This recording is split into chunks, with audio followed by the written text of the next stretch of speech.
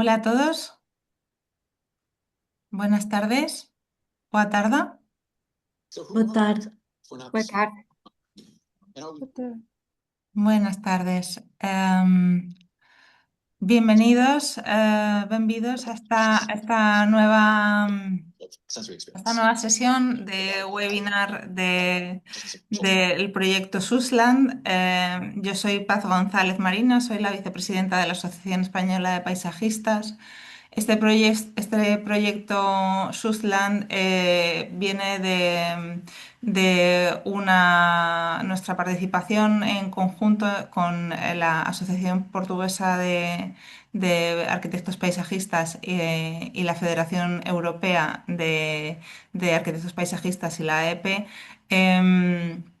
De una beca Erasmus Plus en la que estamos trabajando para conocer cuál es la situación de partida de la profesión de paisajistas en ambos países, en Portugal y en España, donde todavía tenemos pendiente el reconocimiento profesional.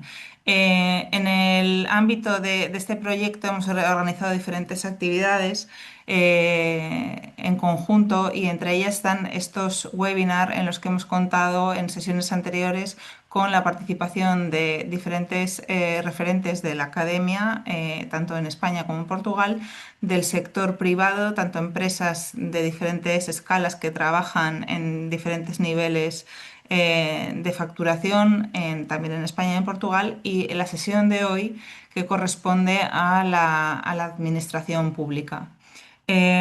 Toda la sesión la va a dirigir Fátima Basarel, que será nuestra guía hoy, que es arquitecta paisajista, máster en ordenación del territorio y planeamiento ambiental y directora de los servicios de ordenación del territorio de la Comisión de Coordinación de la Región del Alentejo. Creo que lo he dicho bien. Si no, discúlpame, Fátima. Y va a Não, ser... estás um pouco desatualizada. Já não sou, estou agora na Direção-Geral do Território, mas não há problema. Pues discúlpame. Directora General de Territorio. Va a ser ella la anfitriona la que va a dirigir toda la sesión. Vamos, para intentar hacerlo más ágil, a dirigirla en castellano y en brasileño, en brasileño, en portugués. Me está cambiando el texto aquí debajo. No sé si podéis ver los subtítulos en la parte inferior, si no tenéis opción de mostrar los subtítulos. Iré cambiando el idioma según sea en castellano o en portugués para que sea más fácil el entendimiento para todos en ambos idiomas. Voy a pediros que durante toda la sesión tengáis la cámara y el micro apagados para que sea más sencillo llevarlo y no haya interferencias.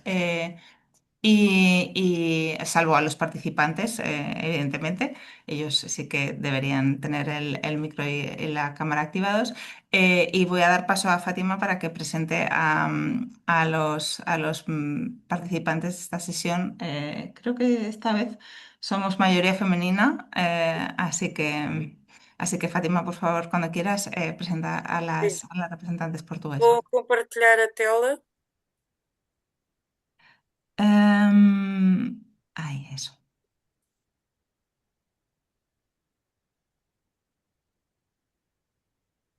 e cá temos a nossa galeria de convidadas, neste caso todas no feminino, e são duas colegas espanholas, a Rosana Munhoz, a Carmen Villanueva. A Rosana Munhoz é arquiteta na Generalidade de Valência desde 2012 e é chefe do Serviço de Paisagem da Conselharia de Meio Ambiente, Infraestruturas e Território até 2006 e atualmente está no Serviço de Planificação Territorial. A Carmen é licenciada em Direito e mestre em Direito Comunitário e Fundos Europeus, é diretora da Oficina de Planificação Económica e Fundos Europeus do Ajuntamento Castellón de la Plana, na Comunidade Valenciana, e coordena o desenho da agenda urbana e colabora com a Associação Espanhola de Paisagistas no campo da renaturalização e biodiversidade urbana. A Marta Rodrigues, minha querida colega da Direção-Geral do Território, é arquiteta paisagista pelo Instituto Superior de Agronomia, é mestre em Administração Pública pelo ISCTE, quadro da Direção-Geral do Território desde 2007. Assegurou o secretariado técnico da Comissão Nacional de Arquitetura e Paisagem, da Comissão Nacional do Território e é a delegada nacional para a Convenção do Conselho da Europa para a Paisagem, sendo presentemente a presidência das conferências. A Alexandra Cabral, também minha querida colega da CCDR Norte, é arquiteta paisagista pela Universidade de Évora, é diretora da Unidade de Planeamento, de Ordenamento do Território, Conservação da Natureza e Biodiversidade da CCDR Norte, coordena o grupo de trabalho para a Agenda Regional do Norte para a Economia Circular, o grupo de trabalho para a implementação do Centro de Competências Regional do Norte e coordenou o processo de elaboração do PROT Norte. A Helena Barros Gomes, a nossa colega da Universidade de Évora também, é quadra da Câmara Municipal de Lisboa e coordena o Gabinete de Projetos da Estrutura Verde, que elabora estudos e projetos de execução da arquitetura paisagista e coordenação de especialidades com o respectivo acompanhamento de obra. Tem estado sempre ligada à APAP desde 2002 e faz parte atualmente do Conselho Geral. E estão apresentadas as intervenientes nesta sessão. Podemos começar, Paz? Sí, cuando quieras. Então, vou começar no primeiro slide. Vou voltar a compartilhar a tela.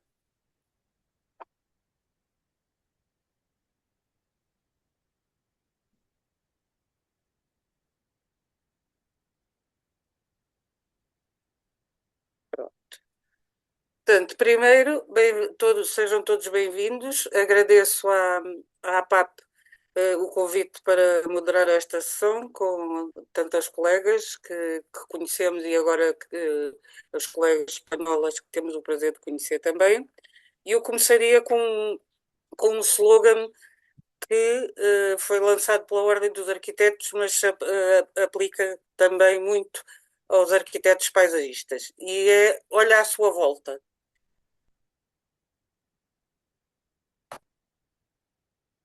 Ainda necessita de um arquiteto paisagista e isto serve tanto para bom como para mau. Se tivermos um entorno muito desqualificado e do ponto de vista paisagístico sem ser funcional, precisamos de certeza de um arquiteto paisagista. Se tivermos uma paisagem equilibrada e funcional de grande qualidade, provavelmente foi um arquiteto paisagista que projetou. Pronto, também dizer-vos que a Direção-Geral do Território, com a Ordem dos Arquitetos, lançou um inquérito sobre a capacidade técnica dos municípios portugueses no domínio da arquitetura, urbanismo e paisagem e tivemos a agradável surpresa de 180 municípios responderam ao inquérito. Eles são 308, portanto foi um resultado bastante positivo. Neste inquérito, tiramos como conclusão que 105 municípios não têm nenhum arquiteto paisagista, 68 têm entre 1 e 5, 5 têm entre 5 e 10 e só 2 é que têm 10 e 50 correspondentes aos maiores municípios do país. Já é mais preocupante a evolução do número de técnicos com competências nestas matérias, porque 95 responderam que os quadros têm vindo a diminuir. Portanto, o que temos hoje aqui para debater é com representantes da administração pública a diferentes níveis, municipal, regional e nacional, que têm experiências e dominam problemáticas específicas e queremos tirar algumas conclusões sobre como a nossa profissão pode ajudar na transição ecológica e na renaturalização. Aqui está a galeria de convidados, que já viram há pouco, e, portanto, eu propunha fazer uma ronda, primeiro para facilitar a tarefa da Paz às colegas espanholas que respondam primeiro a este primeiro bloco que tem que ver com a situação atual e depois faríamos uma segunda ronda com as perspectivas de futuro. e a mesma coisa depois para as nossas colegas portuguesas. Portanto, eu perguntaria no setor público como é que está a situação, onde é que estão os arquitetos paisagistas, a arquitetura paisagista e políticas públicas, quem lidera estes processos e, enquanto coletivo, devemos ou não reivindicar um espaço de trabalho. Depois, em termos de concursos e aquisições, é ou não exigida qualificação específica, isto é, a profissão é valorizada ou não, e, por exemplo, se o preço é priorizado em detrimento da qualidade.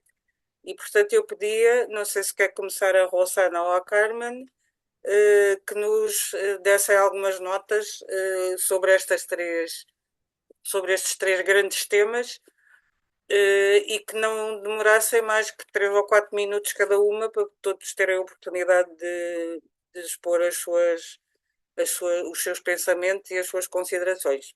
Podemos ouvir-vos? Carmen? Carmen, ¿puedes activar el audio? Ahora ¿se me oye? Sí, Sí. sí, sí. Sí. Bueno, no sé si lo he entendido bien, porque a mí lo de la traducción no se me ha activado por ninguna parte. Pero bueno, he entendido que tenemos que un poco comentar los tres bloques o solo el primero. El primeiro com estas três questões. Onde estão os arquitetos paisagistas? Como é que é a relação da arquitetura paisagística e das políticas públicas? E como é que tratam os concursos de obras públicas e de projetos?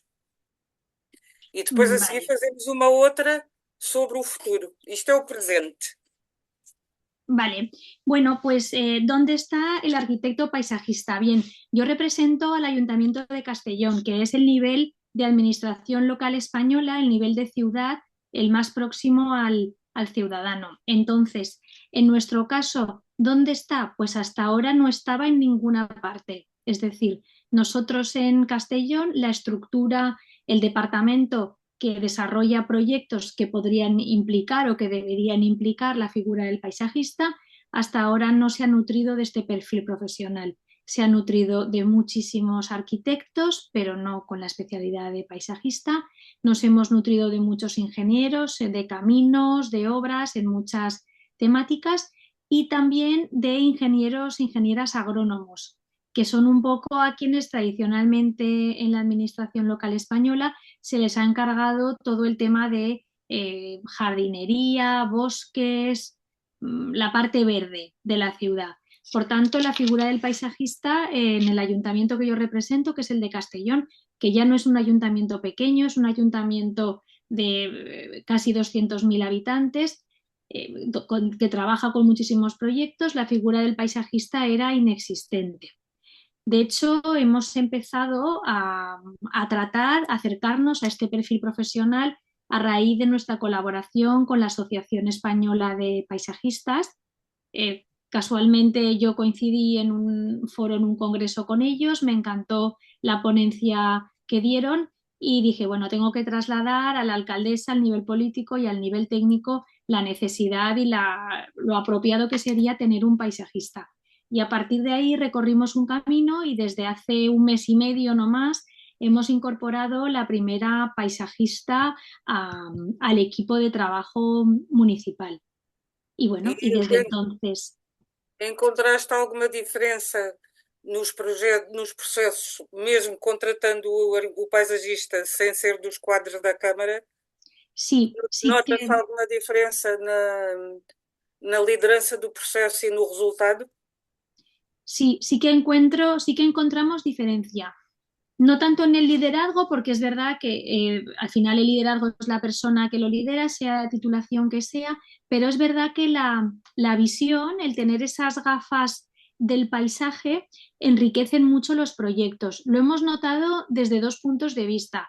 El punto de vista técnico-arquitectónico lo tienen y lo controlan igual que cualquier otro compañero arquitecto, pero sí que es verdad que hemos notado dos puntos importantes. Una, cómo trabajan el tema de participación ciudadana, es decir, tienen muy, muy incorporado en su visión de trabajo el hacer partícipe a la ciudadanía, el estudiar muy bien los usos que se van a dar a esos espacios. Y también hemos visto que se trabaja mucho los indicadores en materia de renaturalización, de biodiversidad. También han incorporado la mirada hacia la resiliencia de las infraestructuras verdes, teniendo en cuenta un contexto de cambio climático que a lo mejor no lo teníamos tan en cuenta, desde materiales de toboganes infantiles para que no calienten demasiado, tema de sombras, la selección de especies naturales antes se seleccionaban más por estética que por ver especies adaptadas al territorio de bajo mantenimiento. Toda esta parte de cuidado posterior también y mantenimiento de los espacios y de las infraestructuras, sí que notamos que con el perfil del paisajista hay una sensibilidad diferente y que entra en el juego del equipo de trabajo que antes no estaba. Obrigada. Carmen, acabaste por responder também aos dois pontos a seguir, sobre a liderança e o espaço que um paisagista pode ocupar numa equipa e, de facto, que se nota uma diferença de valorização nos processos quando entra esta especialidade. Pedi agora à Rossana para nos dar a sua perspectiva sobre esta questão, onde é que estão os paisagistas e se são valorizados. Sí, hola, buenas tardes y agradecer la invitación. Mi punto de vista es desde la administración autonómica, lo que sería una región, ¿no? Una comunidad autónoma dentro de España. En particular, desde este punto de vista de la administración regional, sí que quería poner un poco en contexto.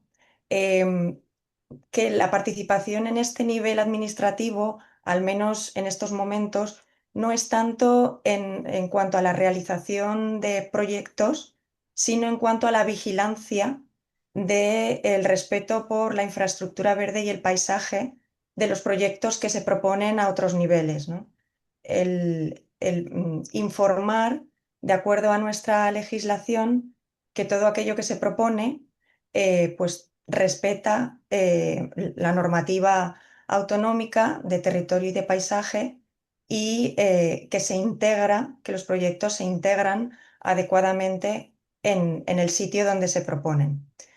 Hay un peso, que ha ido perdiendo mucho peso en su momento cuando se inició en 2004 la política de paisaje en nuestra comunidad. Sí que se iniciaron muchas propuestas sobre proyectos de paisaje y ahí sí que la figura del paisajista sí que era más clave. Ahora mismo se ha disuelto un poco más en cuanto a la redacción de los proyectos.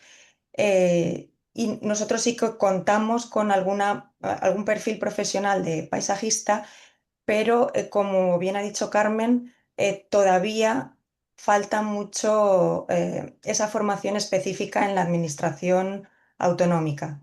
En general son arquitectos sin la especialidad de paisaje quienes hacen esa tarea de vigilancia que decía y, bueno, hay también algún ingeniero de caminos, ingenieros forestales, geógrafos. Es una formación diversa, pero con predominio del arquitecto. E quem lidera os processos de ordenamento do território, Rossana? Normalmente son arquitectos. Uhum. Sí, bueno, hay varios servicios relacionados, planificación territorial, paisaje, y digamos que todos tienen un peso similar. No predomina tanto la materia del paisaje respecto de otras. Uhum. Ok, obrigada. Então passamos às nossas colegas portuguesas. Vamos começar do nacional para o municipal. Marta, quer tecer algumas considerações? Sim, boa tarde a todas e muito obrigada pelo convite. No caso da Administração Central, eu comecei a trabalhar em 2007 e tive sempre sorte se calhar, de encontrar e de me cruzar com arquitetos paisagistas na administração pública, e que me ensinaram muitas coisas e em cargos de direção. Ou seja, tiveram sempre a oportunidade de ter um protagonismo e também uma exigência que pugnasse pela qualidade dos trabalhos e dos projetos. Nota-se diferença. Nós, portanto, a nível da administração central, tendo essa oportunidade, quando tivemos possibilidade de lançar concursos, e aqui estamos a falar de concursos para a elaboração de programas setoriais, e posso dar um exemplo, que a Fátima trabalhou comigo, os programas de reordenamento e gestão da paisagem, conseguimos incluir e convencer também a nossa direção, que era sensível a isto, da importância de ter arquitetos paisagistas nas equipas e notou-se uma diferença na qualidade dos projetos que eram coordenados por esta especialidade, no fundo, que é uma especialidade muito abrangente e que tocava ali vários domínios e que sabia conjugar as diferentes disciplinas que estavam no projeto, desde silvicultura, botânica, biologia, recursos hídricos, especialistas em fogos. Notava-se de facto essa capacidade de síntese e de harmonização. Quando os projetos eram coordenados por outras especialidades, havia ali, pronto, como consumatório, mas não mais do que a soma das partes. Notava-se muito. Os temas abordados, renaturalização, infraestruturas verdes e adaptação às alterações climáticas, pois, se à partida tínhamos essa exigência e tínhamos os arquitetos paisagistas no início da cadeia, fazer essa verificação e também os critérios para a elaboração dos projetos, neste caso dos programas, conseguíamos de facto que estas matérias estivessem bem endereçadas e bem alinhadas. Eu acho que é preciso reivindicar um espaço de trabalho para os arquitetos paisagistas na administração pública. Eu ia trazer também para aqui os resultados daquele inquérito que lançámos, e que a Fátima projetou no início da intervenção. Portanto, este inquérito foi feito no âmbito da Política Nacional de Arquitetura e Paisagem. Nós temos em Portugal, eu sei que Espanha tem uma lei da arquitetura e tem também uma Política Nacional de Paisagem, dá muitas diretrizes para as regiões. Nós em Portugal temos as duas componentes numa só política e ela envolve 4 entidades, que é a Direção-Geral do Território, que preside, o Património Cultural, e depois temos a Ordem dos Arquitetos e a Associação Portuguesa dos Arquitetos Paisagistas. E nestes próximos 4 anos temos um novo programa de ação para conseguir implementar os objetivos desta política.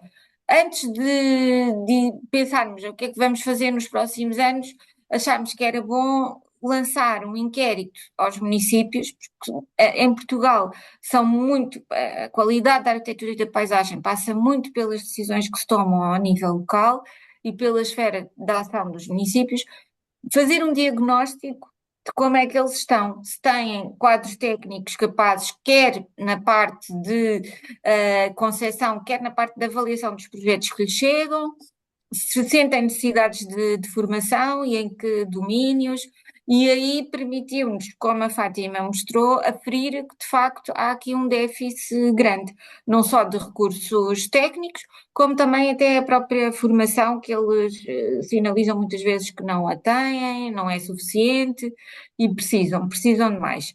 Portanto, eu acho que há espaço e deve ser reivindicado. Há muitos municípios que não têm, se calhar, dimensão a nível, portanto, de recursos que possam dar-se já a capacidade de contratar arquitetos paisagistas, mas através das comunidades intermunicipais ou de outras associações que podem partilhar esses serviços. E eu acho que isso era uma grande valia. Aqui na questão concursos e aquisições é exigida qualificação específica. Como eu disse, felizmente nós fazemos-lo, temos esta prática a nível da administração central e exigimos que haja um arquiteto paisagista nestes projetos. O preço não é priorizado. Tivemos aqui até, levantou-se essa questão e a nível da Presidência do Conselho de Ministros chegámos a reunir, porque havia interpretações diferentes, que o preço deveria valer mais, e conseguimos de facto pugnar pela qualidade em detrimento do preço. Isto também é preciso passar esta mensagem, que às vezes um preço mais baixo compromete depois o preço até da execução do projeto e da sua manutenção, porque se a equipa for mais impreparada, provavelmente as soluções que daí virão para o projeto não são adaptadas, não são tão adaptadas às condições do local, e isso pode encarecer, já para não falar na parte da utilização destes espaços que são propostos, não é? Porque eu acho que projetos piores depois levam a uma menor apropriação por parte das pessoas e toda a sua utilização fica comprometida. Nós gostávamos, no âmbito da Política Nacional de Arquitetura e Paisagem, e em resposta a resultado deste inquérito, criar um pacote formativo que depois discutiremos com a Associação dos Arquitetos Paisagistas, com a Ordem e com o Património Cultural e até com um conjunto de stakeholders que já temos e que colaboram com a PNAP, designadamente a Comissão de Coordenação e Desenvolvimento Regional do Norte, que está aqui presente, para ver como é que podemos melhorar e também sensibilizar estes agentes locais para a importância do projeto de arquitetura paisagística e de técnicos qualificados nesta área. Espero ter respondido. Respondeu a tudo, muito completo. Muito obrigada, Marta. Vamos agora ouvir a Alexandra Cabral, que está na CCDR Norte, portanto é o equivalente ao nível regional da Espanha, e com certeza que nos trará aqui também uma perspectiva interessante e diferente deste nível de administração do território, que é tão importante para reconhecer especificidades que uma política nacional não pode necessariamente abranger em todas as regiões. Alexandra. Olá a todos, boa tarde, obrigada por este convite. É um prazer ser uma conversa maioritariamente feminina, mas contando com os nossos colegas que não são desse género, nessa qualificação, todos fazemos parte e todos somos significativos. Eu vou tentar responder, Fátima, às questões que foram aqui selecionadas, mas como a conversa é como as cerejas e eu também posso estar a falar, as questões que estão aqui colocadas levavam-nos a uma infinidade de trabalho durante uma semana e mesmo assim não chegaríamos a conclusões, mas debateríamos muitas das coisas que são aqui significativas. Mas então, começando por tentar responder onde é que estão os arquitetos paisagistas, eu devolvi à questão que é a história que conta-nos não é o passado, é aquilo que resulta no processo de mudança. E em Portugal, na década de 40, de 50, por aí fora, nós tivemos, mesmo no início da nossa jovem democracia, tivemos arquitetos paisagistas muito significativos, aquilo que já me todos ouviram dizer que é uma ínclita geração, não de infantes, mas de arquitetos paisagistas, que detinham lugares decisórios ao nível governamental, ao nível da decisão da mesoscala regional e também ao nível daquilo que era a coordenação de uma série de trabalhos de caracterização do território que ainda hoje nos servem como referenciais. E, portanto, essa contagem do processo de mudança vai nos ter que servir em algum dia para identificarmos um momento de viragem. Momento de viragem para pior, que é aonde então é que essa pujança se comprometeu em Portugal e por que razões é que isso aconteceram.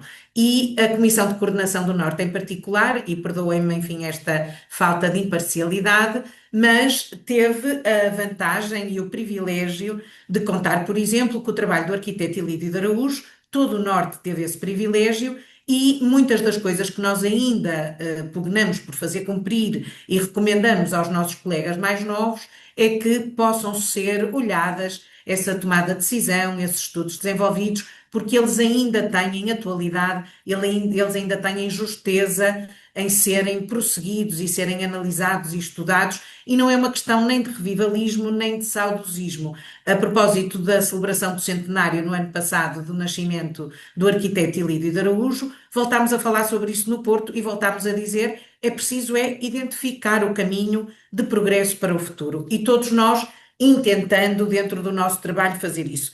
Mas para também tentar deixar aqui alguma exemplificação daquilo que estou a falar, e quando estou a falar ao nível regional, volto a frisar, porque eu própria comecei a minha carreira na Câmara Municipal do Porto, que é uma escala que não me interessa para o trabalho da arquitetura paisagista, apesar de ser a escala regulamentar e verdadeiramente vinculativa da paisagem e do território.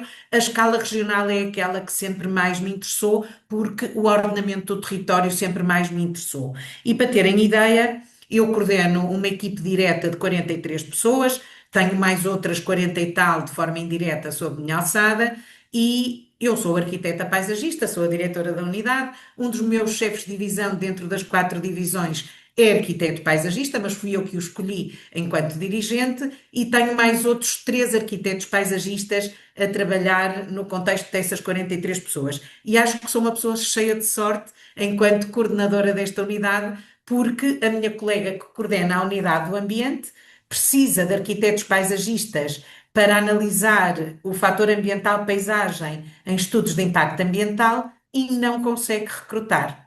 E o que eu quero dizer com isto é o trabalho dos arquitetos paisagistas nestas últimas décadas, julgo, está muito mais reconhecível no âmbito da escala de projeto e muito menos reconhecível no âmbito da escala quer de ordenamento do território, quer de planeamento do território, quer de acompanhamento de políticas públicas. E, portanto, até para o cumprimento do sistema de gestão territorial, isto compromete à partida uma visão holística e integradora, que é aquela que nós, arquitetos paisagistas, aportamos a estas intervenções. E eu gostava de sinalizar aqui 2 ou 3 coisas que me parecem muito significativas. Por um lado, aquilo que nós aprendemos a fazer, que é olhar para quase uma tríade entre paisagem, território e ambiente. E se a escola não fizer o seu forçamento de ensinar o que é esta visão de tridimensionalidade, se só ficar pela planimetria ou pela dimensão legal ou pela programação ou utilização de ferramentas de informação geográfica, está a formar de forma deficiente aqueles que quer que depois venham a praticar a arquitetura paisagista. E eu confronto-me muito com isso e vou explicar porquê. Eu coordeno neste momento 75 processos de revisão de planos diretores municipais. Eu não tenho uma única equipe consultora que seja coordenada por um arquiteto paisagista e não tenho nessas equipes de consultoria, que apesar de tudo não são muitas, um arquiteto paisagista integrado de forma permanente no acompanhamento da elaboração destes processos de revisão. E isto, logo à cabeça, torna deficitária a visão que orienta este trabalho. Por outro lado, a legislação é de tal ordem prolífera, é de tal ordem metodologicamente afirmativa e é de tal ordem condicionada naquilo que é a praxis, e quando estou a falar da legislação, estou a falar da legislação core do ordenamento do território, mas também daquela legislação que lhe é satélite, que levado isto ao extremo, bastaria que tivéssemos equipes com juristas e com programadores e, portanto, teríamos o ordenamento do território resolvido. E nós, arquitetos paisagistas, sabemos que não é assim, porque sabemos que a legislação e as ferramentas digitais que são absolutamente imprescindíveis são isso mesmo, são ferramentas, mas não são território. O território é outra coisa, o território é um espelho do chão de assentamento onde todas as políticas públicas têm a sua corporização. E isto é um mantra que nos tem que agarrar a todos. Mesmo as políticas públicas de pendor maioritariamente imaterial têm expressão territorial. Se pensarmos na saúde, se pensarmos na educação. Ou seja, não estou a falar de reserva ecológica nacional ou de classificação do solo. Estou a falar de todas as políticas públicas que tenham essa expressão obrigatoriamente territorial. E isso está muito claro no nosso programa regional de ordenamento do território, porque o elaboramos de forma eminentemente estratégica, não podia ser de outra maneira, mas com um pendor de plasticidade e com uma dimensão adaptativa e interpretativa que possibilita a cada território municipal conseguir interpretar aquele programa regional, que lhes impende naturalmente, mas que o consigam adequar à sua especificidade territorial. Para dar um exemplo, não é a mesma coisa olhar para um território como o de Mogadouro ou olhar para um território como Matosinhos. É inevitável que haja uma adequação a essas características e a essa especificidade territorial. Por outro lado, Portanto, para passar agora para a questão dos concursos e das aquisições.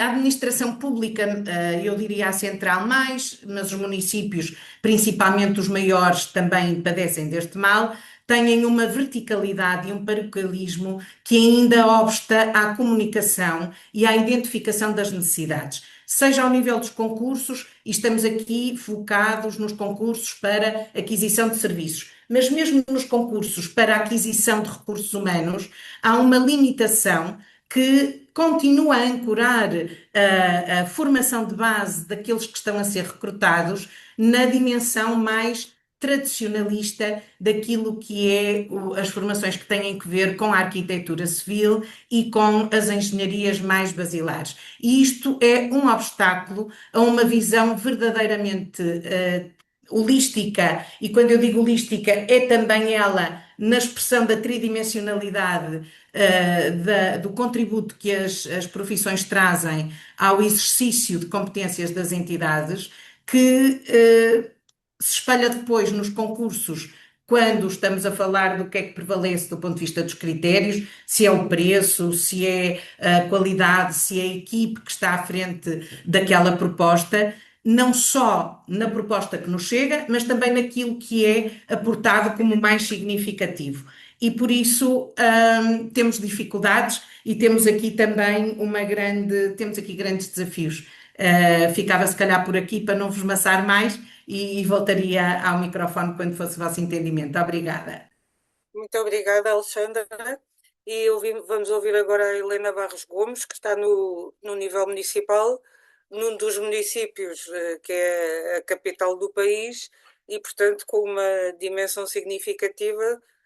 Gostávamos de ouvir a tua experiência sobre estes aspectos que foram aqui abordados e que estão aqui no ecrã. Pode ser, Helena? Com certeza. Então, muito obrigada por estarem aí a ouvir-nos e a partilhar estas experiências, pois de facto no município de Lisboa eu tenho sorte. E também, como a Alexandra dizia, agora pegando nas suas palavras, o município de Lisboa tem muitos arquitetos paisagistas. Eu contei ontem 50, só não conhecia um, ou uma no caso. Tenho a dizer que eu dirijo a equipa que tem concentrados o maior número de arquitetos paisagistas. A minha equipa tem 29 pessoas e 10 são arquitetos paisagistas. É uma equipa de projeto e era aí que eu queria chegar. De facto, estão concentrados porque temos muito projeto e elaboramos muito projeto na Câmara.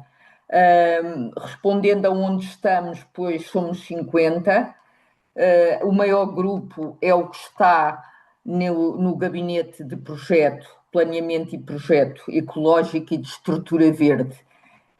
E, portanto, estamos no pelouro do ambiente, estrutura verde e alterações climáticas. Mas também existem colegas arquitetos paisagistas na mobilidade, no urbanismo, naturalmente, no planeamento do Plano Diretor Municipal, também nas obras e na gestão territorial próxima.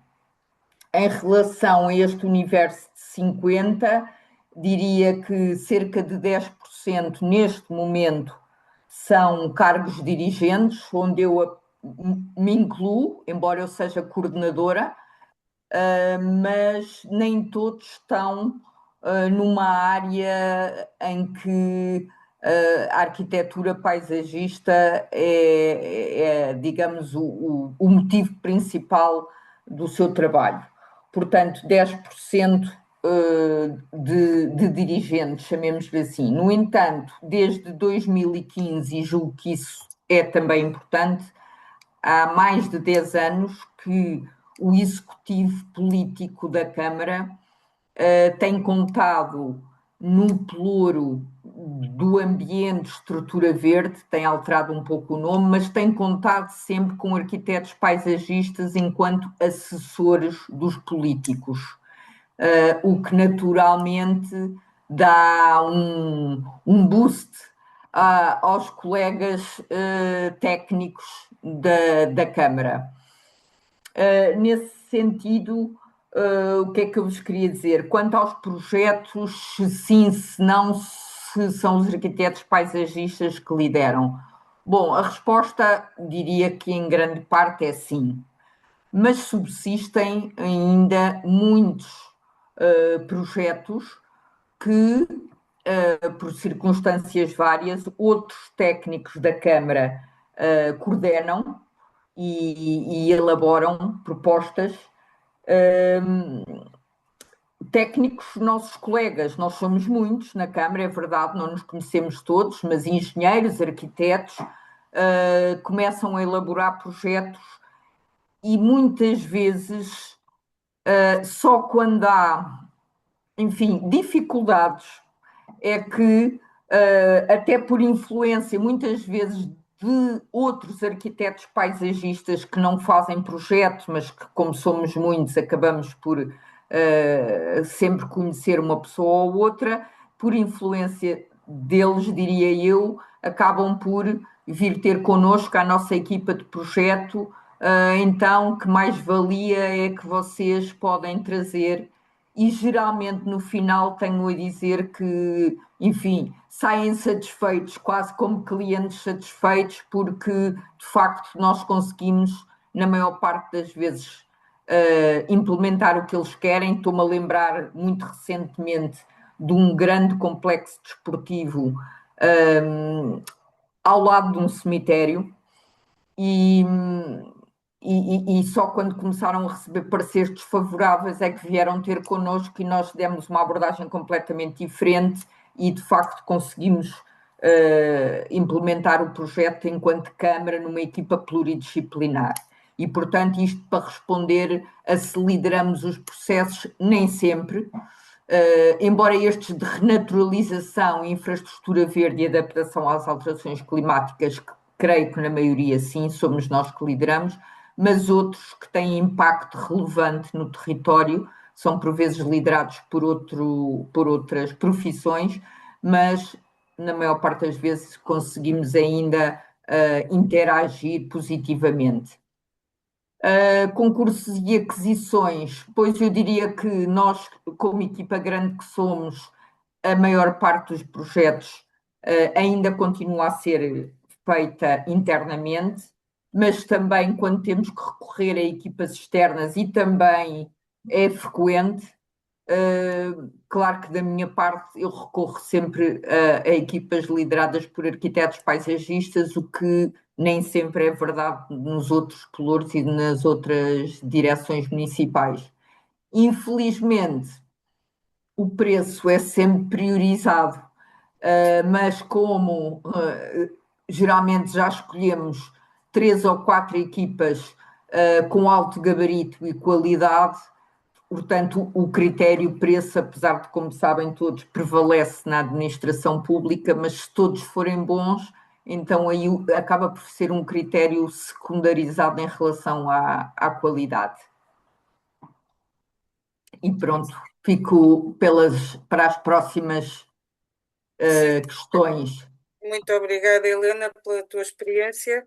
E agora podemos fazer de duas maneiras. Não sei se alguém que está a assistir queria fazer algum comentário ou trazer alguma ideia inovadora ou contraditória com o que foi aqui dito, ou se fazemos agora a ronda do futuro e no fim abrimos o debate a todos.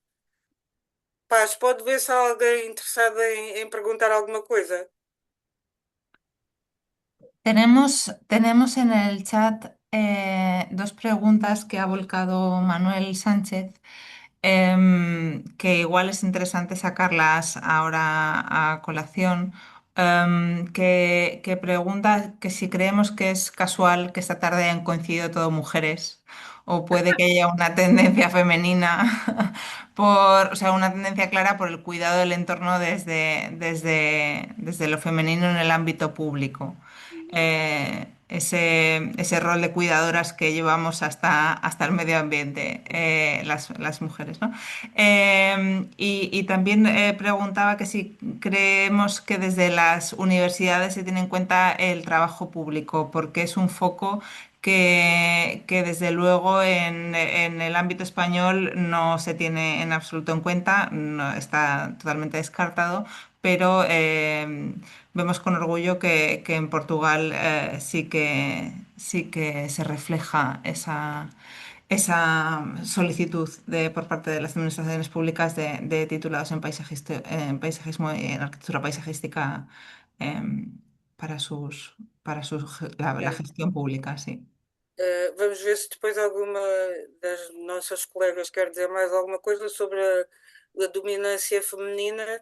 Eu diria que quando a primeira geração que a Alexandra referiu começou, a liderança era nitidamente masculina. Portanto, isso é um fenómeno relativamente recente e penso que tem que ver com alguma propensão por um lado, para uma sensibilidade e, por outro, para uma capacidade de leitura global que as mulheres têm para abranger temas de uma forma que não é setorial.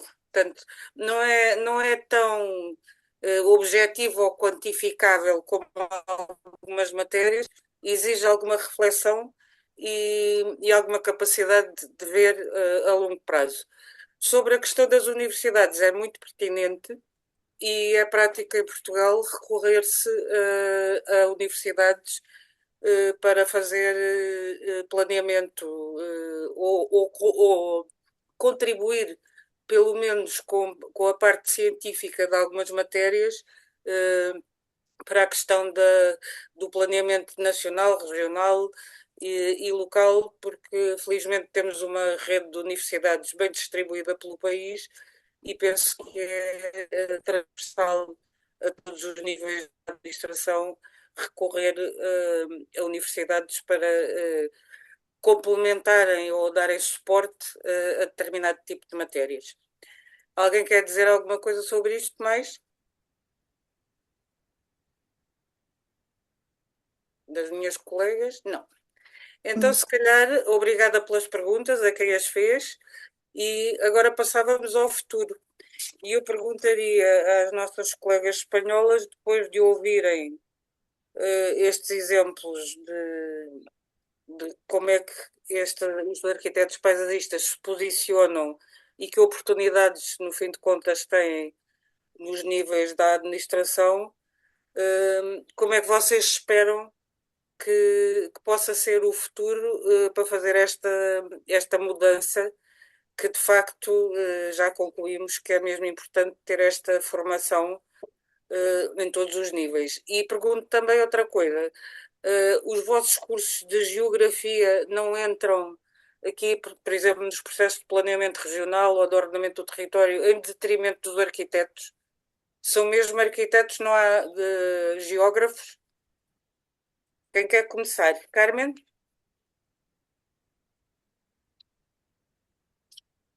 Sí, a ver, yo no sé si te he entendido bien, Fátima, porque a mí no me aparecen traducciones y a veces seguir me cuesta un poco. Nosotros, un comentario sobre todas las dos preguntas que ha lanzado Manuel, sí que quería comentarte que en Castellón hemos cerrado ahora un proceso de participación para diseñar un bosque urbano. Hemos hecho un proceso muy ambicioso.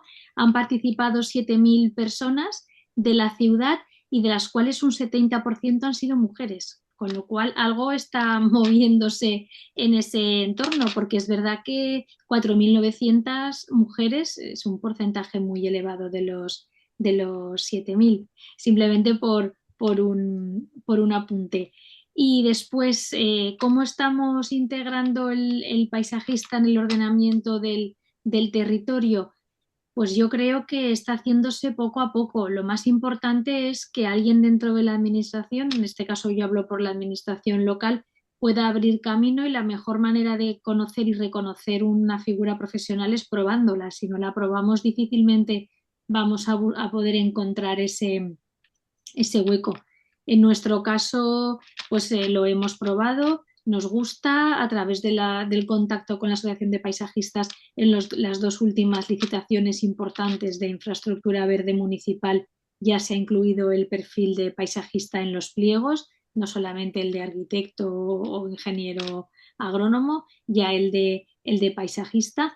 Y yo creo que en el futuro y en la administración, sobre todo local, que yo conozco, y por la parte que a mí me compete de gestión de fondos europeos destinados a proyectos de renaturalización de las ciudades y desarrollo urbano sostenible, la legislación europea y la manera de trabajar que nos están marcando los fondos europeos, yo creo que nos llevan sí o sí a prácticamente obligarnos a tener un paisajista en el equipo, porque va a ser la única manera de tener un perfil que pueda dar respuesta al seguimiento, a la monitorización, a los indicadores, a controlar todas esas variables que son muy importantes y obligatorias si queremos luego cumplir con todos esos objetivos climáticos, de biodiversidad, de naturalización, de resiliencia que nos están exigiendo los fondos europeos y que cada vez tienen niveles más competitivos y más elevados. Por tanto, creo que es importante. Luego también toda la tendencia de la nueva Bauhaus europea, que tiene toda una parte importante de sostenibilidad, también hace que se tenga en cuenta todos estos elementos y creo que ahí el paisajista tiene una oportunidad ahora y es un momento muy bueno para poder abrirse camino, desde luego, en la administración y hacerse un perfil importante y de valer. Gracias, Carmen, pela tua contribuição para esta questão da visão de futuro e também para evidenciar a explicação à pergunta que se fez, porque é que são a maior parte de mulheres. Também este é outro indicador que explica isso. E agora pedi à Rossana para nos dar a sua perspectiva de futuro relativamente ao nível regional, e aqui faz mais sentido a pergunta que eu fiz, se nos processos de ordenamento do território tem alguém de geografia ou são mesmo sempre arquitetos a liderar os processos. Sí, sí tenemos personas con formación en geografía, no son las que más predominan, abundan más arquitectos o ingenieros de caminos, pero la verdad es que a mí en particular me está resultando muy interesante haber participado, porque cuando os escuchaba a las compañeras portuguesas me ha dado mucha envidia. Creo que nos lleváis mucha ventaja en cuanto a la defensa de la profesión. En el nivel, digamos, regional, al menos en la Comunidad Valenciana, que es de donde yo tengo mi experiencia profesional, si bien sí que la materia está muy incardinada, muy introducida en la legislación, no solo la arquitectura del paisaje, sino la infraestructura verde. Fuimos unos de las regiones de España que primero implantaron esos conocimientos en la legislación. No hemos sido tan pioneros en cuanto a la introducción de personas con la formación específica, en parte en la administración, en parte porque la estructura, quiero pensar que en parte de la problemática es que la estructura de la administración es muy rígida en cuanto a la definición de la formación. Y eso me lleva a reflexionar que necesitamos cambiar eso. Necesitamos que sea más flexible y que las personas o las que se dedican en la administración autonómica a vigilar los proyectos de paisaje y de territorio, pues les debemos exigir, digamos que ahora es mucho más flexible, ¿no? Pero tenemos que reservar parte del personal con formación específica. Sí que ahora mismo, en nuestro caso, quien desempeña esa función es porque a nivel particular tiene ese interés y ha desarrollado su formación, como es mi caso en esos aspectos, pero no porque sea un requisito. Y creo que tenemos que introducirlo como un requisito, al menos en parte, porque es necesario. Luego, también sí que quería comentar algo sobre el tema de las universidades Uhum. y la relación con la administración. En nuestro caso, cuando se han encargado proyectos más de planeamiento territorial a la universidad, pues el resultado ha sido infinitamente mejor. No siempre, no siempre. No podemos excluir a la empresa privada de las licitaciones. mm, en nuestro caso, digamos que para contratar a un proyecto de territorio o de paisaje no se puede limitar ni a quién participa, ¿no? Pero cuando el adjudicatario ha sido la universidad, en general los resultados han sido mucho mejor, mucho más ricos y con planes con muchísimo más contenido. Con lo cual, pues para nosotros esa colaboración siempre ha sido mucho más fructífera. Tenemos los planes del litoral, el plan de acción territorial de la huerta, planes de definición de entornos metropolitanos que acreditan que esa calidad siempre ha sido más elevada en esos casos. Y en cuanto al futuro, pues bueno, un poco esa reflexión que hacía antes, creo que debemos mirar un poco más a nuestro alrededor y apostar por esta formación específica, porque sí que es cierto que em, el arquitecto del paisaje siempre entra como en segundo lugar hasta ahora. En primer lugar entran otras formaciones, otras titulaciones y creo que hace falta en la administración autonómica introducir ese requisito.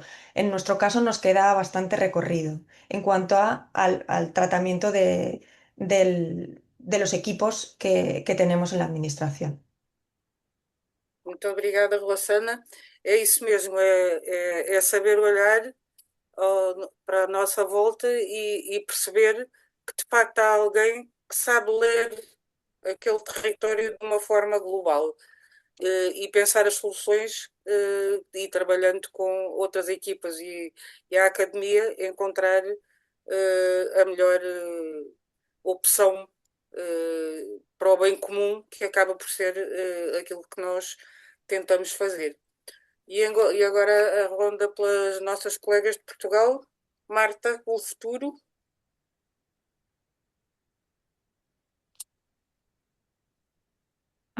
Marta está silenciada, espera. Sim, sim, sim. Olhando aqui para esta questão que a Fátima nos coloca um pouco para dirigir a nossa resposta, eu acho que o papel da arquitetura paisagista no ordenamento do território e gestão da paisagem no projeto de escala local neste contexto em que vivemos atualmente, de alterações climáticas, com estas catástrofes todas que têm acontecido. Quer dizer, é mais urgente do que nunca o foi. E hoje, não por boas razões, infelizmente pelas catástrofes que têm ocorrido, as pessoas já começam a falar de ordenamento do território e a perceber a importância de planear o território. Quem eu acho que está mais apetrechado e mais preparado, portanto, para liderar esta transição energética e esta emergência climática são os arquitetos paisagistas. E eu acho que é importante que se ganhe esse espaço agora, não é? Porque realmente temos que fazer aqui uma transição. Agora, os desafios que temos que enfrentar. Há pouco a Alexandra falava dos nossos pioneiros arquitetos paisagistas em Portugal. Eles tinham outros desafios. Nós hoje é que temos um território já muitíssimo, muitíssimo urbanizado, muitíssimo infraestruturado, com desafios diferentes do que quando tínhamos muito espaço para fazer planeamento. Hoje já não é tanto assim. E depois nós temos que compatibilizar aquilo que já existe e muita coisa que não está bem, mas que não podemos agora demolir, com aquilo que são os novos processos de produção energética que surgem, não é? E alguns nós já conhecemos, os painéis solares, as torres eólicas, agora a produção de biometano, que exige também fabricação, e face a estas situações de guerras que têm ocorrido, cada vez é mais importante ter as energias renováveis, mas elas também têm muito impacto na paisagem. Portanto, isso cria desafios imensos. A somar às cheias que têm ocorrido, não é? Lidar com tudo isso. Portanto, eu acho que os desafios são gigantescos e temos que realmente estar muito encorajados. Por outro lado, por exemplo, aquilo que se passa em Portugal. Nós agora tivemos recentemente eleições, muitas câmaras com novos executivos, e eu diria que pode haver aqui uma oportunidade para começar a novos processos de trabalho. Portanto, o papel do arquiteto paisagista é absolutamente fundamental nos dias que correm no nosso contexto. Sim, sim. Obrigada, Marta. Penso que é isso mesmo. Portanto, as evidências vão demonstrando que, com cada vez mais acuidade, que é preciso esta leitura e uma visão de longo prazo que não tem sido a prática corrente nas últimas décadas. Alexandra? Então, falar do futuro, quem nos dera, não é? A bola de cristal, e então tudo conseguiríamos vir aqui resolver. Eu gostava de partilhar aqui, sem ordem de prioridade, ou de hierarquização, ou sequer de qualificação, algumas notas daquilo que me vai suscitando pensamento neste nosso exercício diário, mas que tem muito que ver com o trabalho da arquitetura paisagista. Portanto, volto a dizer, sem qualquer tipo de classificação ou de prejuízo ou de hierarquização. Mas eu acho que o ensino académico tem que ser renovado.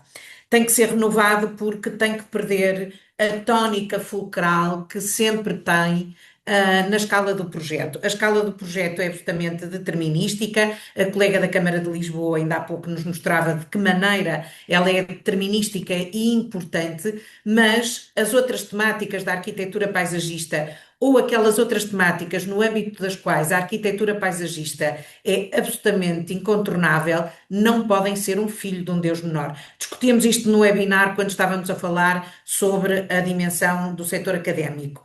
E, portanto, as questões relacionadas, seja com o ordenamento do território, ou com a avaliação estratégica, ou com a avaliação de impacto ambiental, ou outras temáticas no âmbito das quais nós temos total preparação e, diria eu, total diferenciação no contributo, têm que ser tão, digamos, catchy, tão fashionable, tão sexy, como é ser projetista, e aquilo que o arquiteto Gonçalo Ribeiro Teles nos dizia nas aulas, que era a angústia perante o papel branco. Todas as outras temáticas têm que ser temáticas tão fundamentais e tão keen como são as temáticas do projeto. Por outro lado, as universidades têm que perder também a verticalidade que há pouco eu falava sobre a administração pública, porque ficar com o conhecimento fechado em pequeninas capelas e em pequeninos poderes não faz com que a arquitetura paisagista tenha spread around, e ela tem que ser comunicada, ela tem que ter transferabilidade de conhecimento para a realidade do dia a dia, tem que ter transferência para os outros projetos, as outras tipologias de projeto, e tem que ter transferência para o dia a dia da sociedade, para ser demonstrável essa relevância que a arquitetura paisagista tem no bem-estar e na qualidade de vida das populações, que é para isso que nós todos trabalhamos, seja na escala de projeto, seja na escala de ordenamento do território, ou seja na escala nacional, no âmbito do determinismo das políticas públicas. Por outro lado, o ensino não pode apontar só para a teoria, tem principalmente que ensinar a execução, porque os colegas saem da academia sem qualquer tipo de capacidade de execução, porque estão fechados nesse paroquialismo em que foram criados digamos, enquanto arquitetos paisagistas. Portanto, há um grande desafio para as universidades, principalmente dentro destas temáticas, mas com toda a pujança que todos os modelos LLM hoje em dia trazem do ponto de vista da utilização e da aplicação da inteligência artificial a todas estas questões. Portanto, a sociedade em geral tem que ser capaz de reconhecer proativamente a relevância do trabalho de um arquiteto paisagista. Por outro lado, para esse contributo, a divulgação e a comunicação e o lobbying positivo não podem deixar de existir. Têm que existir e têm que ter comunicação em todos os domínios, em todas as plataformas em que as questões da relevância de intervenção de um arquiteto paisagista e do resultado dessa intervenção têm que existir. Portanto, seja social media, seja em termos de academia, do ponto de vista de seminários, de conferências, tem que haver essa partilha e essa insistência nesta lógica. Por outro lado, a administração pública tem ela própria também que se renovar. Como todos nós sabemos, não é apelativo trabalhar na administração pública, parece sempre tudo um hospital, as urgências são todas para ontem, não temos tempo para refletir, para ponderar, para propor e não temos ordenados que sejam apelativos para os colegas que saem agora da academia. E, portanto, isso é outro grande entrave à propagação da arquitetura paisagista ao nível não só decisório, mas também contributivo em termos técnicos para a pujança da profissão. Por outro lado, a regulamentação legal, seja da própria profissão, seja da revisão legislativa, na qual nós deveríamos ter uma presença muito mais significativa, cada vez é menos requisitada a presença, a colaboração e a pronúncia por parte da arquitetura paisagista. E isso empobrece um quadro legal que é muitíssimo profícuo, muitíssimo denso, mas que depois na sua operacionalização perde porque lá está, essa visão integrada das matérias não está presente porque não houve reflexão por via da arquitetura paisagista. E isto reflete-se também, por exemplo, nos RIOT dos PDM e também nos relatórios de fundamentação quando há processos de dinâmica que são desenvolvidos, porque nunca temos ali indicadores relativamente ao estado da paisagem. Sabemos do ponto de vista da ocupação urbana, sabemos do ponto de vista da infraestruturação, sabemos do ponto de vista de uma série de aspectos, mas do ponto de vista do estado da paisagem, qual é o estado de saúde daquelas paisagens, nós não temos. E a Marta referia isso relativamente àquilo que temos agora como grande ocupação urbanística, já não conseguimos voltar atrás, mas atrás houve a preocupação de salvaguardar a perpetuidade da ocorrência dos ciclos biogeofísicos. Não foi por acaso que este país montou uma reserva ecológica nacional e uma reserva agrícola nacional e que ainda hoje, com todas as vicissitudes e o deturpar daquilo que principalmente a REN se transformou hoje em dia, não é um acaso que as reservas tenham sido criadas na década de 80 com a genialidade com que foram nessa altura e que todos nós, arquitetos paisagistas ou não, continuamos a reconhecer. E a questão que também a Marta falava da adaptação às alterações climáticas, claro que isto está tudo no spot porque tivemos agora este comboio de tempestades, mas o que seria deste país face a esses comboios de tempestades ou a estes eventos extremos, podem ser de calor, do ponto de vista climático, o que seria deste país se as reservas não existissem já e não tivessem ainda a funcionalidade que mantêm. E do ponto de vista da funcionalidade, a Marta também falava na questão da infraestruturação energética. Estamos agora a fazer o acompanhamento do programa setorial de aceleração para as energias renováveis e eu estou muito convencida que estamos aqui a ter algum retrocesso. Penso que ele é inevitável. De facto, a energia é uma questão absolutamente keen e incontornável na atualidade de todo o mundo, mas nós já passamos o tempo do planeamento das grandes infraestruturas. O que nós temos agora que planear, nós, arquitetos paisagistas e todas as atividades que estão associadas ao planeamento, o que temos agora que planear são as funções. E, portanto, neste balanceamento entre a infraestruturação, que é crítica neste momento, que é que está associada à energia, mas o planeamento das funções de toda a infraestruturação existente e a potencialidade que essa infraestruturação tem, é outra coisa que nos tem que fazer pensar em termos de futuro. Por último, eu gostava aqui de deixar uma nota, esta já um pouco mais, não é romanceada, mas é um default que eu acho que existe.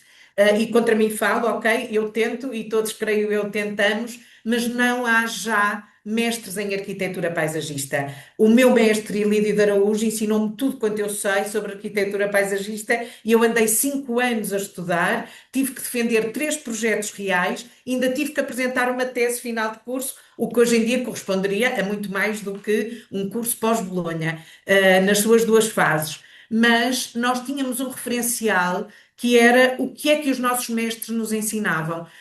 Ser aluna do arquiteto Gonçalo Ribeiro Teles ou do Alexandre Cancela de Abreu ou da Margarida, ou ser estagiária do arquiteto Ilídio de Araújo, gerou a possibilidade de desenvolver uma massa crítica, e quando eu digo massa crítica não quer dizer que seja negativa, ela pode ser propositiva, pode ser positiva, que nos faz sabermos exatamente onde estamos, de onde vimos e para onde temos que ir. E essa dimensão de mentoria e de orientação para o que é verdadeiramente devido, eu acho que se perdeu, lá está, neste percurso desde a década de 40 até agora. Enfim, vou-me calar que já ultrapassei o tempo. Obrigada. Obrigada, Alexandra. Mensagens muito importantes. Helena, o que é que queres dizer sobre o futuro e que desafios é que achas que existem no nível local? Pois eu acho que, voltando ao tema de sermos aqui um painel maioritariamente feminino, isto tem graça, porque eu acho que nós temos de facto esta capacidade de pegar um pouco aqui e ali, juntar os dots e falar, e nem de propósito, Alexandra, porque eu ia começar a dizer que eu quero falar do futuro a começar pelo passado. E porque acho que também é uma forma de se perceber o que é a Câmara Municipal de Lisboa hoje em dia e de facto, um bocadinho a diferença. E eu vou começar ainda um bocadinho mais atrás. O professor Francisco Caldeira Cabral, pioneiro da arquitetura paisagista, quando estava a estudar no ISA, era responsável dos trabalhos de jardinagem da Tapada e do Jardim Botânico e foi convidado para vir tomar conta da Câmara Municipal de Lisboa, do então Serviços de Jardinagem ou assim. E ele declinou o convite, mas ficou curioso com essa coisa dos jardins e da arquitetura paisagista que estava a começar, e então foi estudar para a Alemanha, e foi daí que ele se licenciou. E já nessa altura, depois, os seus discípulos foram aqueles que realmente entraram na Câmara Municipal de Lisboa. E pronto, destaco naturalmente o professor Ribeiro Teles, por ser o mais conhecido, até pelas reservas que eu falarei um bocadinho mais adiante, mas ao nível da Câmara Municipal de Lisboa, pelo seu projeto extraordinário da Avenida da Liberdade, que eu estou a olhar para ele aqui, porque nós fazemos muita investigação e que lhe mereceu ele ser despedido da Câmara, porque ele era tão inovador para a época. Quando ele foi construído metade do projeto dele, a população revoltou-se e os então dirigentes políticos tiveram que o demitir e tiveram que destruir a parte do projeto dele. Isto porque eu hoje também estou ligada a uma renovação da Avenida da Liberdade que há anos e anos e anos se quer fazer e que não se tem feito nada. Bom, o professor Ribeiro Teles está falado, para além disso, meu mestre, posso dizer meu amigo. Conversei muito com ele, horas a fios, enquanto estávamos os dois na Associação Portuguesa dos Arquitetos Paisagistas. Mas temos também mais 5 arquitetos paisagistas a quem a Câmara Municipal de Lisboa, e onde eu orgulhosamente me incluo, prestou homenagem nos últimos anos, mais ou menos precisamente no centenário dos seus nascimentos, tal como agora Ilídio de Araújo também recentemente a exposição dele acabou e eu espero que a gente consiga trazê-la para Lisboa, estamos a fazer isso, e isto para pegar as palavras da Alexandra, que este sentimento que nós temos de ter contactado com os mestres, ter aprendido com eles, dá-nos uma certa resiliência e um vestir a camisola que eu não sei se os futuros novidade, cerca de 20 arquitetos paisagistas que entraram no concurso que a Câmara Municipal de Lisboa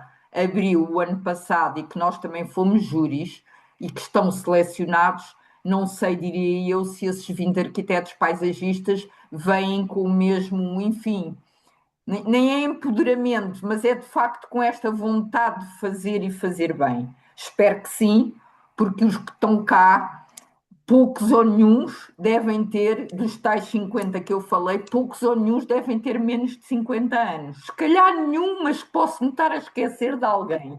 E, portanto, estamos todos, enfim, já numa fase enfim, de menor produtividade, eventualmente, do que estarão os jovens e que principalmente possam garantir que daqui a 20 anos, quando nós já cá não estivermos, eles estejam e que o ciclo, de alguma maneira, se vá perpetuando. Quanto ao futuro, queria falar disso, dos mestres, queria também dizer uma coisa muito importante. Professor Ribeiro Teles, nós tivemos no nosso, um dos nossos, digamos que, plano diretor municipal da nova geração, o plano verde e, portanto, toda a parte da estrutura verde e estrutura ecológica foi feita num gabinete de arquitetura paisagista, liderada pelo professor Ribeiro Teles. É verdade que foi a visão de um político que deu origem a que isso acontecesse.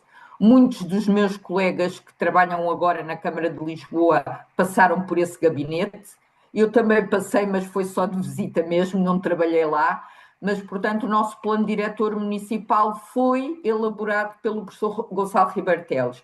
E, portanto, temos uma visão de corredores verdes em Lisboa implementados, que são a tal reserva, a laia de reserva ecológica nacional e agrícola nacional, que em Lisboa não existe, mas que são essa reserva de terreno, que era o que eu tinha aqui assente para dizer, e quando a Alexandra disse reserva achei uma graça, porque é mesmo isso, e são as reservas de terreno. E por isso a minha, enfim, última palavra de futuro tem muito a ver com o que o professor me dizia vezes sem conta. Perguntava sempre, então, como é que vai lá a Câmara de Lisboa? E nós lá falávamos e ele dizia muito isso. Bom, os nomes vão mudando. Corredores verdes, espaços verdes, estrutura verde, infraestrutura verde, ou que seja castanha ou amarela, agora são as Nature-Based Solutions, a renaturalização, a adaptação. Verdade. Tudo o que nós, arquitetos paisagistas, de alguma maneira, temos na formação de base nas nossas escolas. A minha mensagem de esperança e de futuro é que, de facto, a arquitetura paisagista, pelo seu poder de síntese e harmonização, que também a Marta tinha falado inicialmente, esteja presente nas três escalas quer do ordenamento do território a nível nacional, regional e também a nível local, porque de facto, pelo menos no município de Lisboa, é mais do que projeto, é projeto integrado e precisamos de nos juntar, agora não só como município, mas como área metropolitana de Lisboa, e de facto esses corredores ecológicos são os planos regionais de ordenamento do território, onde os arquitetos paisagistas têm uma palavra, creio que fundamental, e que a APAP, já que o Carlos está aqui também a ouvir-nos, continue no seu belo trabalho, às vezes inglório, eu sei, tive muitos anos lá, agora estou na mesa, mas não estou na direção, mas que a APAP continue o belo trabalho que o Carlos tem feito, bem como alguns presidentes anteriores, para que a arquitetura paisagista seja colocada, enfim, seja melhor posicionada no mercado e já agora com os nossos colegas espanhóis, porque também precisam deste ânimo para que também em Espanha, de alguma maneira, esta seja uma profissão de futuro. Muito obrigada. Obrigada, Helena. Obrigada a todas pela mensagem de esperança no futuro. Paz, há alguém que queira do público fazer alguma consideração sobre o futuro ou alguma pergunta? No, no hay ninguna pregunta. Bueno, aparte de las propias de dónde nos llevará. Paula acaba de ver que ha levantado la Sim, mano para participar. Em, Paula. adelante. Posso? Sim, sim. Sim, eu vou ser muito breve e pegar aqui num comentário que a Alexandra fez relativamente à diferença que se sente de dedicação ao projeto e à escala do ordenamento, e eu entendo essa crítica. Só queria ressalvar que, efetivamente, ao nível da universidade, não é fácil dentro do timing que hoje em dia as unidades curriculares têm, conseguir trabalhar um projeto, um plano de ordenamento. É muito mais fácil a escala do projeto, no entanto, efetivamente, também é trabalhado o ordenamento e aqui falarei melhor pela Universidade de Évora. Como é que eu acho que eventualmente se pode melhorar esta experiência numa escala distinta, com a mão na massa, conforme a Helena comentou e o exemplo do gabinete com o professor Ribeira Teles, onde eu tive o privilégio de estar, e de facto foi uma escola, mas também foi uma exceção. Eu acho que se calhar, se eventualmente ao nível dos estágios curriculares e talvez a nossa entrada agora na ordem também vá desencadear isso na ordem dos arquitetos, por uma questão de avaliação, era preciso muito mais a ligação entre a academia e a prática profissional, era preciso que houvesse a oportunidade de integrar equipas, nem que fosse só para ver, para aprender, para estar. Só que isto implica que, ao nível de uma Câmara Municipal, de uma Comissão de Coordenação, que também seja pensado pelas hierarquias, que o técnico que está a acompanhar um estagiário ou alguém de fora para lhe explicar também precisa de ter tempo e às vezes os timings também não o permitem. Eu acho que nós temos que refletir muito sobre isto, mas eu acho que passa por aí, porque senão nunca iremos conseguir fazer a ligação entre a teoria e a praxis, nunca iremos conseguir anular o tempo de espera da sensação que é sair da academia e entrar no mundo profissional e estar perdido, então na escala de ordenamento é muito mais fácil e no planeamento da pessoa se sentir perdida, ou o projeto pela dimensão da área de intervenção. Não quer dizer que seja menos complexo, mas é mais fácil de gerir. E os timings de concursos, de execução, de planeamento, até pela heterogeneidade de profissões que estão envolvidas numa escala e na outra, dificultam muito, muito, muito esta ligação. Eu acho que se calhar temos que refletir sobre isto. Ahm, Se calhar são as escolas de verão que falamos na APAP, se calhar, não sei. Nós temos de facto que dar o passo para unir ainda mais a academia com o mundo profissional, para que não haja hiatos, para que haja continuidade conforme a Helena pedia e para que não haja esta sensação do ordenamento e do planeamento ser o parente pobre, porque efetivamente em termos de distribuição de unidades curriculares e de horas de carga horária na universidade, não o é. Eu percebo perfeitamente o que a Xana diz, mas acho que tem a ver com isso, com a complexidade, com a escala e com a duração das unidades curriculares que nós temos, que não permitem desenvolver um trabalho da mesma forma, com a mesma profundidade em ambas as escalas. Obrigada. Sim, senhora Paula, registámos a tua mensagem e obrigada.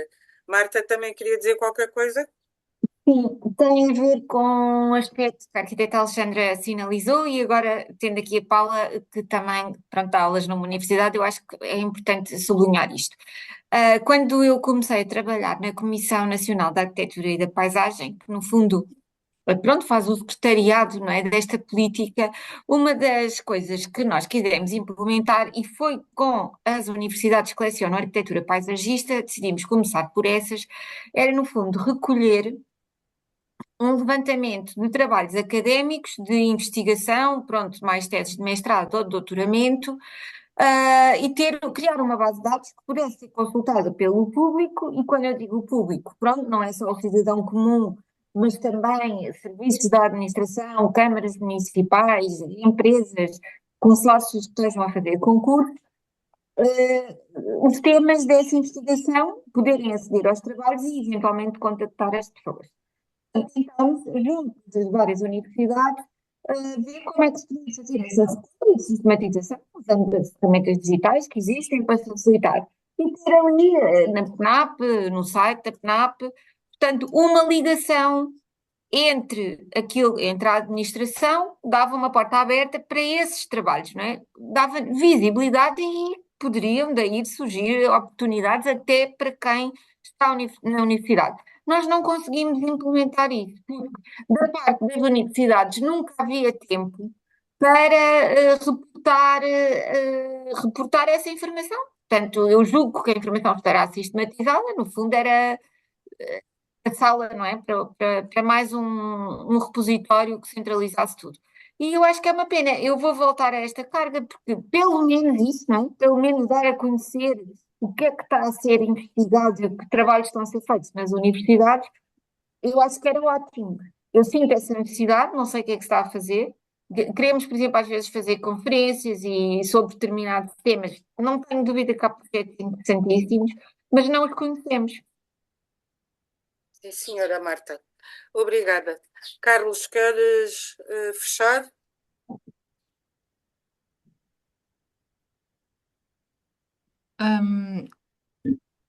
Carlos. Vou interromper este. Eu queria acrescentar, fazer minhas aplicações da Marta.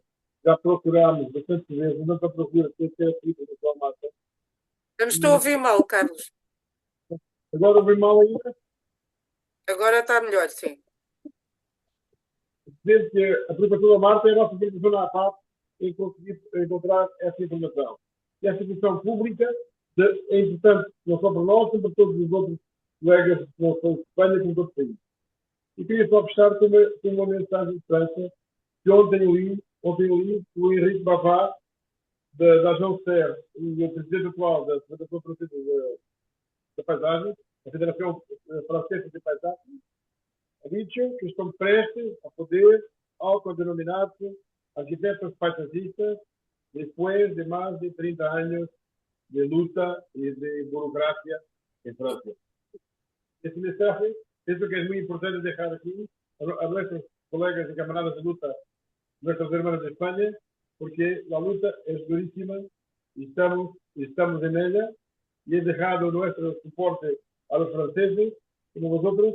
Nosotros estamos en una campaña ahora de federación con la Colegio Oficial de Arquitectos de Portugal, porque nosotros tenemos ya este problema de la designación de arquitectos paisajistas, no pienso que aún hay España y Francia y Italia, pero estamos aquí para soportar todas las necesidades y trabajar en conjunto más una vez.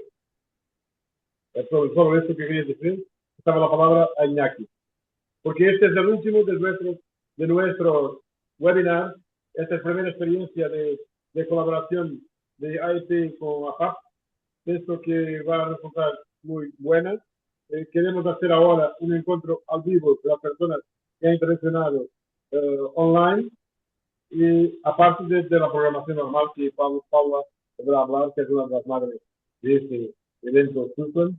Y muchas gracias a todos por la participación. Gracias.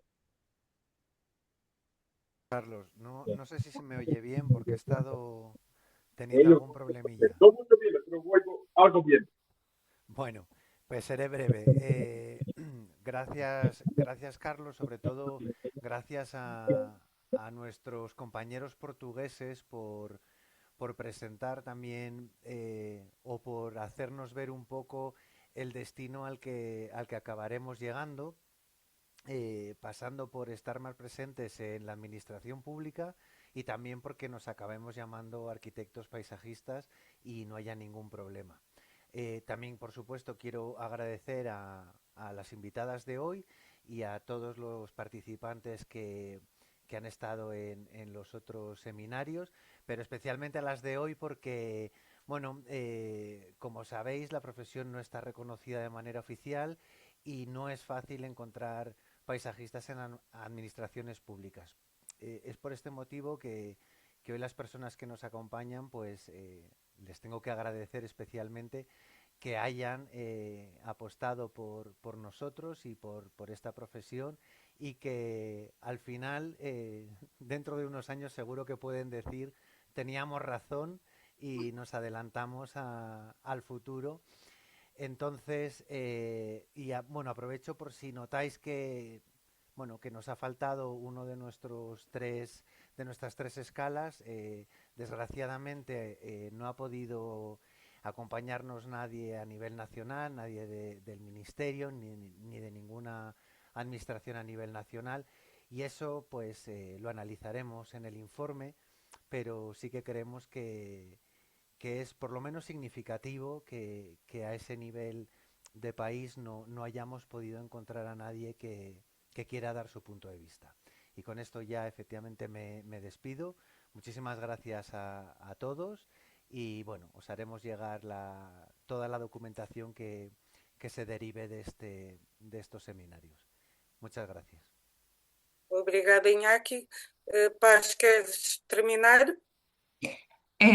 Pues simplemente con otras palabras de agradecimiento a todos vosotros por el esfuerzo que implica en un martes santo no estar tomando torrijas o dulces típicos de Semana Santa o estar visitando de vacaciones y estar participando aquí en defensa de la profesión. Muchísimas gracias a las representantes a nivel de España por querer participar y por vuestro tiempo y vuestro conocimiento y al igual a las representantes portuguesas sois motivo de inspiración para nosotros, somos a lo que aspiramos. Tener referentes en paisajismo tan reconocibles como el profesor Ribeiro Teles y agradeceros infinito el formar parte de estos primeros pasos para el reconocimiento. Y gracias, Fátima, por la dinámica de la sesión. Muchísimas gracias a todos. Muchas gracias y boa Páscoa para todos. Obrigada, boa Páscoa para todos. Adeus. Adiós. Gracias. Obrigada. Muchas gracias. Felices fiestas. Adeus, boa tarde. Obrigada.